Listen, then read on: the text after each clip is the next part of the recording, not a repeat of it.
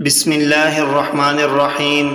فرمان مصطفیٰ صلی اللہ علیہ وسلم، قرآن پڑھا کرو کیونکہ حضرت عبداللہ رضی اللہ عنہ سے مروی ہے، کہتے ہیں کہ رسول اللہ صلی اللہ علیہ وسلم نے فرمایا، قرآن پڑھا کرو کیونکہ تمہیں اس پر اجر دیا جاتا ہے۔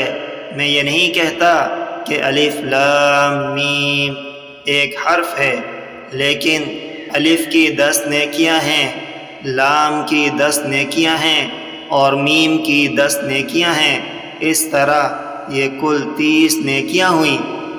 عن عبداللہ رضی اللہ عنہ قال قال رسول اللہ صلی اللہ علیہ وسلم اقرأوا القرآن فإنکم تؤجرون علیہ اما انی لا اقول الف لام میم حرف ولكن ألف 10 ولام 10 وميم 10 فتلك 30۔